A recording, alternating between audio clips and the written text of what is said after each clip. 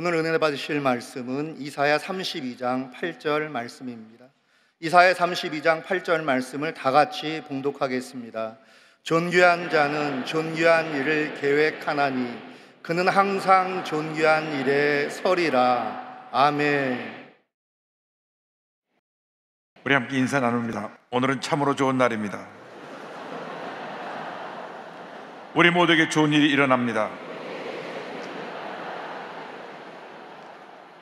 영상을 통해 함께 예배드리는 부속성전, 영광대학, 지성정 및 기도원, 독립주교회, 전국에서 예배드리는 650여 교회들, 해외 선교주교회, 각 기도처, CTS, CBS, 굿TV, C채널, CGNTV, CBS 라디오 방송, 동방송, OTT, 그 밖에 인터넷과 모바일로 예배드리는 전 성도 여러분에게 하나님의 은총이 넘쳐나시기를 주님의 이름으로 축원합니다. 오늘 말씀의 제목은 존귀한 자입니다. 한번 제목을 따라 주시기 바랍니다. 존귀한 자. 존귀한 자. 이사야 32장 8절 말씀을 본문으로 해서 존귀한 자라는 제목으로 함께 말씀의 은혜를 나누기 원합니다. 많은 젊은이들이 삶의 목적과 방향을 잃고 방황하는 삶을 살고 있습니다. 그들은 꿈도 없고 분명한 삶의 방향과 목적이 없어서 게임에 빠져보기도 하고 도박에 빠져보기도 하고 술에 빠져보기도 하고 마약에 빠져보기도 하지만 그의 삶은 더욱 황폐해지는 것을 알 수 있습니다. 요즘 젊은이들의 자살이 많은 것은 참으로 큰 우리 한국의 문제 위기라고 할 수 있습니다. 그런데 그들이 자기가 얼마나 가치 있고 존귀한 자라는 것을 모르고 그렇게 방황하는 삶을 살고 있는 것입니다. 누구지 예수를 믿기만 하면 그 순간 신분이 바뀌어집니다. 마귀의 노예에서 하나님의 존귀한 자녀로 신분이 바뀌어지는 것입니다. 우리는 보통 사람들이 아닙니다. 하나님께 택함 받은 존귀한 하나님의 자녀들인 것입니다. 예수 안에서 분명한 자신의 정성을 깨달아 알고 믿음으로 전진해 나갈 때 하나님의 큰 복이 임하게 되는 것입니다. 성경은 먼저 우리를 존귀한 자라고 말씀합니다. 이사야 30장 8절에 존귀한 자는 존귀한 일을 계획하나니 그는 항상 존귀한 일에 서리라 말씀하고 있습니다. 우리는 하나님 보시기에 존귀한 자라고 하는 것입니다. 사람들이 우리를 어떻게 보는 것은 그것이 중요한 것이 아닙니다. 우리들이 살면서 사람들이 나에게 어떻게 이야기하나 너무나 거기에 관심이 많습니다. 누가 나를 칭찬하면 좋아하고 누가 나에게 뭐라고 비난하면 마음에 상처받고 분노하기도 합니다. 그것이 아닙니다. 하나님 앞에 내가 어떠한 사람인가, 하나님 나를 어떻게 보시는가, 하나님 우리를 존귀하게 보십니다. 많고 많은 사람 가운데 우리를 택하여 하나님의 존귀한 자녀로 삼으신 것입니다. 성경 이사야 43장 1절을 말씀합니다. 야곱아 너를 창조하신 야곱께서 지금 말씀하시느니라. 이스라엘아 너를 지으신 이가 말씀하시느니라. 너는 두려워하지 말라. 내가 너를 구속하였고 내가 너를 지명하여 불렀나니 너는 내 것이라. 내가 너를 지명하여 불렀나니 너는 내 것이라. 할렐루야. 주님이 우리를 특별히 지명해서 부른 것입니다. 학교에서 선생님이 내 이름을 부르고 칭찬하면 얼마나 우리가 기분이 좋고 또 그 과목이 기다려지는지 모릅니다. 그런데 하나님께서 우리를 지명하여 부르시고 너는 내 것이라, 넌 내가 사랑하고 내가 너를 귀히 여긴다 말씀하시니 이 얼마나 큰 기쁨이고 은혜이고 축복이고 감사할 내용입니까? 그런데 이 주님이 우리를 택하고 부르신 것이 그 어느 순간 된 것이 아니라 만세전에 우리를 이미 예정하시고 우리를 택하신 것입니다. 성경 에베소 1장 4절 5절을 말씀합니다. 곧 창세전에 그리스도 안에서 우리를 택하사 우리로 사랑 안에서 그 앞에 거룩하고 흠이 없게 하시려고 그 기쁘신 뜻으로 우리를 예정하사 예수 그리스도 말미암아 자기의 아들들이 되게 하셨으니. 세상이 지음받기 전에 이미 하나님의 예정 속에 우리가 들어와 있었던 것입니다. 우리를 택하기로 하나님 예정하시고 우리를 택하게 불러서 오늘 여기까지 인도해 주신 것입니다. 그러므로 누구도 우리를 함부로 해치지 못하고 우리를 어떻게 하지 못하는 것입니다. 이사야 44장 2절은 말씀합니다. 내가 물 가운데로 지날 때 내가 너와 함께 할 것이라. 강을 건널 때 물이 너를 침몰하지 못할 것이며 내가 불 가운데로 지날 때 타지도 아니할 것이요 불꽃이 너를 사르지도 못하리니. 그렇습니다. 어떤 환난과 시험에 다가도 우리를 어떻게 하지 못하는 것은 하나님 우리를 지키시고 보호하시고 함께 하시기 때문인 것입니다. 우리는 보통 사람이 아닙니다. 하나님이 우리를 왕같은 제사장으로 세우셨습니다. 존귀한 자로 세우셨습니다. 그러므로 우리가 예수를 믿고 내가 누구인가를 분명히 알아서 하나님 안에서 가장 귀하게 아름답게 의미 있게 보람 있게 하나님의 영광을 살아가는 우리 모두가 되어야 할 것입니다. 베드로전서 2장 9절을 말씀합니다. 그러나 너희는 택하신 족속이요 왕같은 제사장들이요 거룩한 나라요 그의 소유가 된 백성이니 이는 너희를 어두운 데서 불러내어 그의 기이한 빛에 들어가게 하시니 아름다운 덕을 선포하게 하려 하심이라. 우리 보통 사람이 아니라 하나님의 택하신 족속이요 왕같은 제사장이요 거룩한 나라요 하나님의 소유가 된 백성인 것입니다. 그러므로 자신에 대한 분명한 자성을 갖고 살아야 되는 것입니다. 아침마다 거울을 바라보면서 말하기를 바랍니다. 너는 위대한 하나님의 사람이다. 오늘 너에게 좋은 일이 일어날 것이다. 그렇습니다. 우린 위대한 하나님의 사람들입니다. 존귀한 하나님의 자녀들입니다. 하나님께서 우리를 사랑하시고 복 주시기로 작정하신 하나님의 택함 받은 가장 귀한 존재라는 것을 잊지 않게 되기를 주님의 이름으로 축원합니다.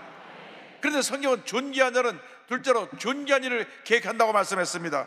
이사야 32장 8절에 존귀한 자는 존귀한 일을 계획하나니 그는 항상 존귀한 일에 서리라 말씀합니다. 존귀한 자는 언제나 존귀한 일을 꿈꾸고 계획하고 그리고 믿음으로 바라보고 나아가는 것입니다. 하나님의 사랑하는 사람은 100% 믿음의 사람들이었습니다. 긍정의 고백을 한 사람들이었습니다. 히브리서 11장을 보면 믿음의 모든 조상들이 다 하나님을 기쁘시게 하는 믿음을 가진 사람인 것을 알 수 있습니다.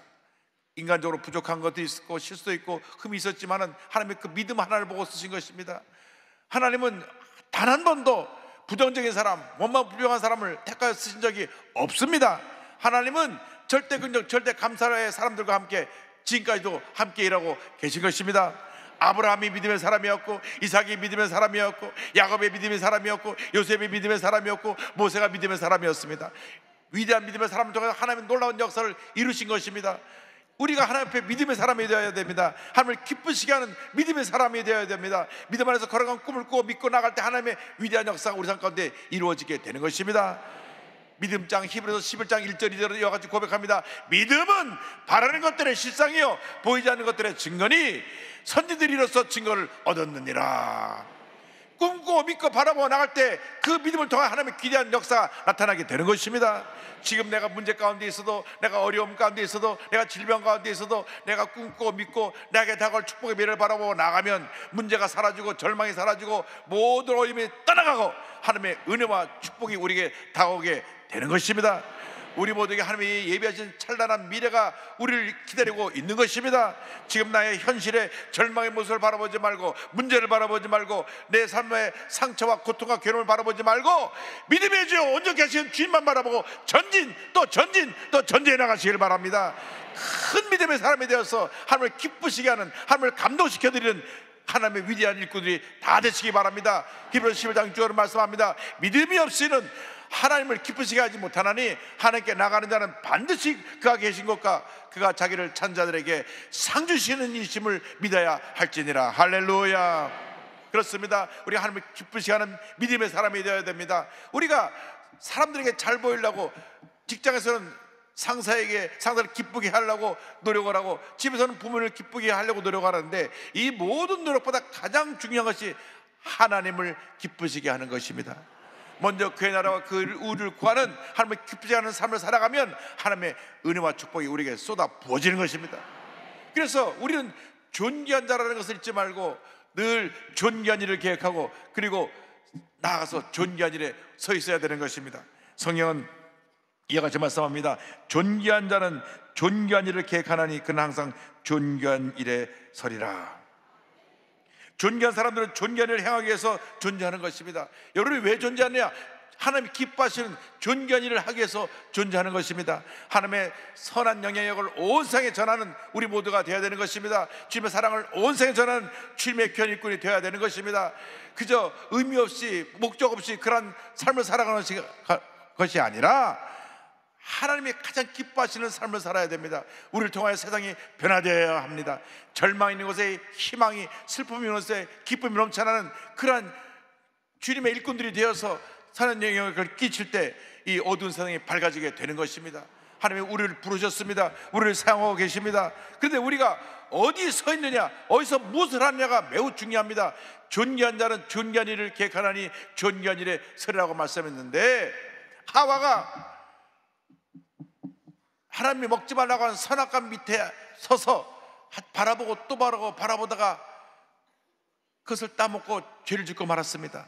존귀한 자가 존귀한 일을 계획하고 존귀한 일에 서 있어야 되는데 잘못 쓴 자리에서 같은 잘못을 하게 된 것입니다. 아브라함의 조카 롯이 소돔과 고모라라고 하는 잘못된 곳에 가서 있다가 그는 전 재산을 다 잃고 사애들도 잃고 부인도 잃고 그리고 간신히 두 딸과 함께 빈손으로 도망쳐 나왔던 사실을 우리는 기억합니다. 삼손이 이방 여인 들리라의 무릎에 누워있다가 두 눈이 뽑히고 그가 맷돌을 가는 신세로 전락하게 된 것은 잘못된 자리에 그가 있었기 때문인 것입니다. 다윗 왕이 한참 전쟁 중에 늦잠 자고 일어나서 남이 기웃거리다가 그만 큰 범죄라고 말했던 것입니다. 존귀한 자는 존귀한 일에 서 있어야 되는 것입니다. 영적으로 항상 긴장하고 깨어 있어야 되는 것입니다. 언제나 주의 말씀 가운데 우리 머물러 있어야 되는 것입니다.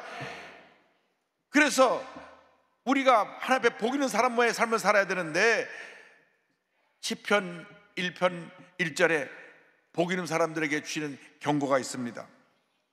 복 있는 사람은 악인들의 길을 따르지 아니하며 죄인들의 길에 서지 아니하며 오만한 자들의 자리에 앉지 아니하고.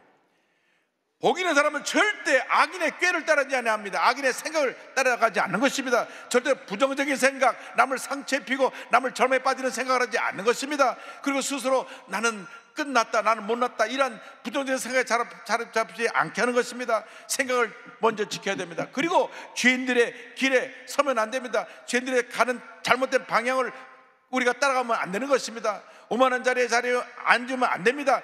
우리가 행동을 옮길 때 그것이 우리 삶에 큰 문제와 어려움을 가져오게 되는 것입니다.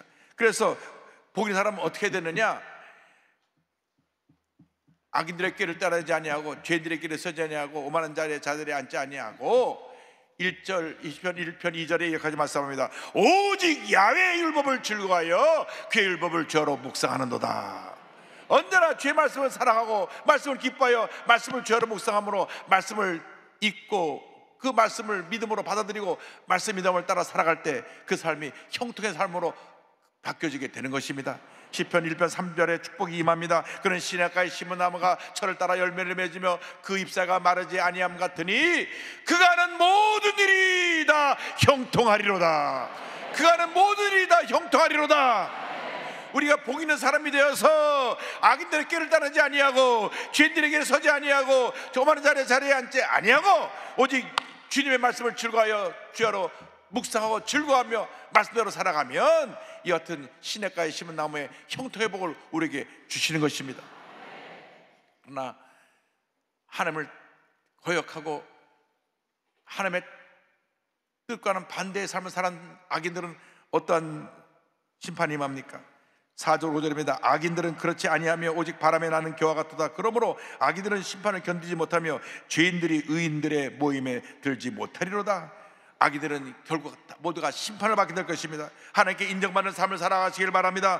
그래서 시편 1편 이렇게 결론지어 말씀합니다. 무릇 의인들의 길은 여호와께서 인정하시나 악인들의 길은 망하리로다.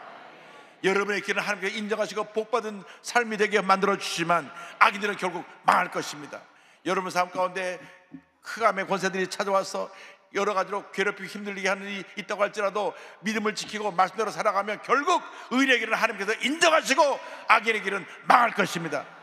잠시 있다 사라지는 그런 잡초 같은 인생의 그런 악인들이 우리 주위에 들끓고 있지만은 그들은 하나님 앞에서 다 심판받고 악인들의 길은 망하게 될 것입니다. 하나님 앞에서 존귀한 자의 삶을 살아가는 여러분 모두가 되기를 주님의 이름으로 축원합니다. 버려진 인생을 존귀한 인생으로 바꾼 귀한 사역을 하고 계신 이종락 목사님 계신데, 오갈 데 없는 버려진 아이들을 살리기 위해서 우리나라 최초로 베이비 박스를 만들어서 버려진 아이를 돌보는 사역을 감당하고 계십니다. 이 사역을 담은 다큐멘터리 영화가 미국에서 드롭박스라고 하는 영어로 제작되어서 큰 화제를 불러일으키고 감동을 주었습니다. 원래 이 이종락 목사님은 술과 담배를 달고 살던 불신자였습니다. 그런데 그가 회사에 입사했는데, 기독교 회사입니다. 회사에서 매주 월요일 예배를 드리는데, 월요일 날 어느 목사님이 오셔서 어거스틴이 방탕한 삶을 살다가 어머니가 기도해서 회개하고 돌아와서 훌륭한 목사님이 됐다는 얘기를 듣고 그가 회개하고 깨어졌습니다. 이제 나는 술, 담배 다 버리고 하나님이 기뻐하시는 삶을 살아야 되겠다. 매일같이 새벽 예배를 드리면서 본격적인 신앙생활을 하게 됐습니다. 그런데 결혼해서 아이를 낳았는데 중증 장애를 가진 아이를 낳게 됐습니다. 14년 동안 아이가 병원 신세를 져야 했습니다. 하나님, 내가 예수 잘 믿으려고 그러는데 왜 내게 이런 고난을 주십니까? 불평이 솟구쳐 올라가 그러는데 하나님께서 그 음성을 들려주셨습니다. 너 범사에 감사라는 말 못 들었느냐? 그래서 즉시 회개하고 이렇게 고백했습니다. 하나님께서 주신 말씀을 의지하게 해서 감사합니다. 이 아이를 통해서 하나님께서 영광 받으시고 하나님의 거룩한 뜻을 이루어 줄 믿습니다. 그래서 이 목사님이 이제 중증 장애를 가진 아이들을 사역을 시작했습니다. 그들과 함께 공동체 생활을 합니다. 그런데 2007년도에 한 어린 여학생이 조그만 박스에다가 아이를 넣어서 교회 앞에 버려두고 갔습니다. 나중에 교회로 전화가 왔는데, 제가 낳은 애기인데 교회에서 좀 보살펴 주세요. 그래서 이를 계기로 해서 이분이 한국 최초로 이제 2009년 12월 달에 서울 관악구 난곡동 교회 앞에 버려진 아이를 보호할 수 있는 베이비 박스를 설치합니다. 아이를 베이비 박스에 넣어두면 벨이 자동적으로 건물에 울리게 돼서 아이를 갖다 꺼냅니다. 베이비 박스를 만든 후에 이렇게 하나님 앞에 기도했습니다. 하나님, 이 땅에 버려져 상자에 담긴 아이가 없도록 해주소서. 이 상자가 아니면 죽을 수밖에 없는 아이에게만 주님이 문을 열어주소서. 그래서 이 박스에 제일 처음 들어온 아이 이름을 남자애라서 모세라고 지었습니다. 모세가 강가에서 구원받은 것처럼 모세라고 이름 지었는데, 지난 14년 동안 모두 2,000명 이상의 아이가 생명을 건졌습니다.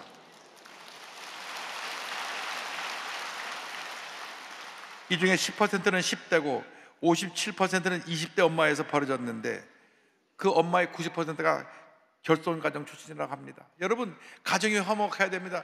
가정에서 자녀를 못 돌보면 이런 문제들이 많이 생겨나는 것입니다. 깨어진 가정 속에 살아나는 아이들이 상처를 받고 이렇게 아이를 낳아서 버리게 되는데, 낙태하지 않은 건 얼마나 감사한지 모릅니다. 그래서 애를 낳아서 맡겨놨으니까 한 생명이 살아나는 것입니다. 낙태는 살인인 것입니다. 어떤 경우에도 아이는 낳아야 됩니다. 낳아서 기르지 못하면 기를 수 있는 곳에 맡기더라도 아이는 낳아야 되는 것입니다. 그래서 이 목사님께서 산모들을 돌보는 사역과 미혼모를 돌보는 사역까지 같이 하다 보니까 나중에 이 미혼모들이 다시 자립하게 되면서 282명의 아이가 다시 어머니 품으로 돌아갔습니다. 할렐루야. 그런데 2012년 8월부터 우리나라에 정치하는 분들이 참 문제가 많아요. 입양 특례법이라는 걸 만들어 가지고 출생 신고를 해야만 입양할 수 있게 해놓으니까 아이를 몰래 버리는 아이를 버리려고 하던 부모가 출생 신고를 해야만 되니까 그때부터는 아이를 낳으면 죽이든지 아니면 버리게 되는데, 베이비박스에 오는 아이가 9배나 증가했다고 합니다. 이 베이비박스 얘기가 미국 LA 타임즈에 보도가 되었고, 이 기사를 보고 미국 서던 캘리포니아 대학에서 영화를 전공하던 학생 브라이언 아이비가 감동을 받고 일본계 미국인 청년인데요, 드랍박스라는 영화를 만들었습니다. 그래서 미국 50개 주 870개 극장에서 상영되었는데, 매진과 앙코르가 계속되어서 500만 이상의 관객들이 보고 눈물을 흘렸습니다. 이 영화의 영향으로 미국 곳곳에 베이비박스가 설치되게 되었고, 공공기관의 의무적으로 설치하는 법안을 만들기도 했고요, 미국에서 만들어졌고, 또 중국에서도 베이비박스가 만들어졌고, 많은 나라에 베이비박스가 만들어져서 버려진 아이들이 이렇게 생명을 구할 수 있게 되었습니다. 할렐루야.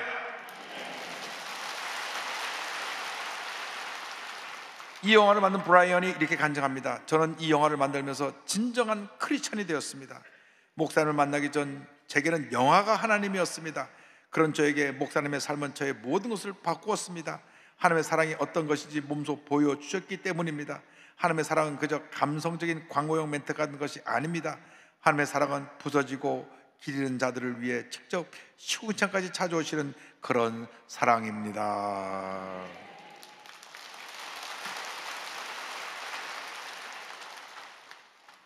목사님께서 이렇게 말씀하셨습니다.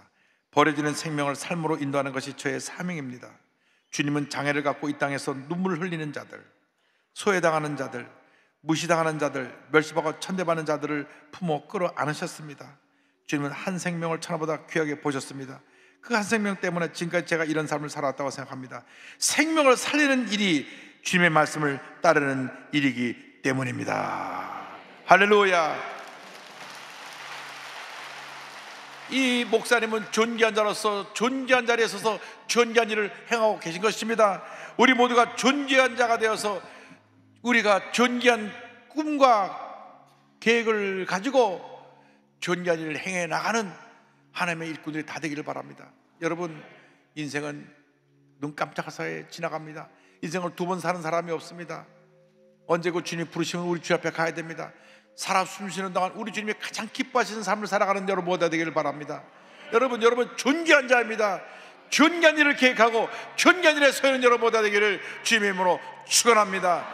축원합니다. 축원합니다. 찬송 433장 하겠습니다. 귀하신 주여 날 붙드사 주께로 날마다 더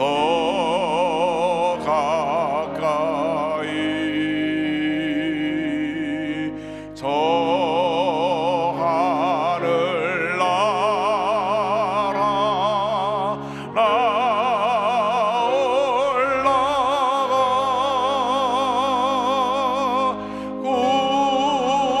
구주의 품 안에 늘 안기요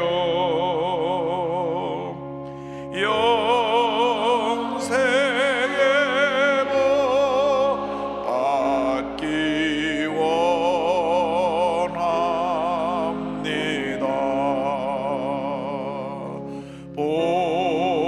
봉헌할 물건 나 없어도 날마다 주께로 더 가까이 내 죄를 주께 바고하니 주님의 보혈로 날 씻으사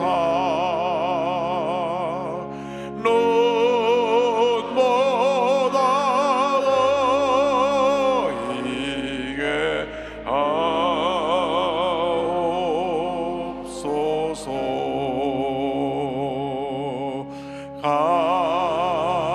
가락한 마귀 날 꿰어도 주 예수 앞으로 더 가까이 이 세상 속한 그 허영심 또 주한 생각을 다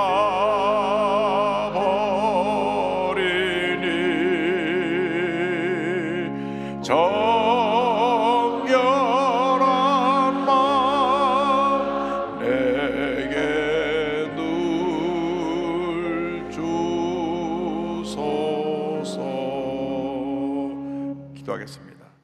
사랑과 은혜와 자비가 원하시는 하나님 아버지, 우리는 모두 만선에 하나님이 택하셔서 존귀한 자로 만들어 주셨는데 부끄럽게도 존귀한 자처럼 살지 못하고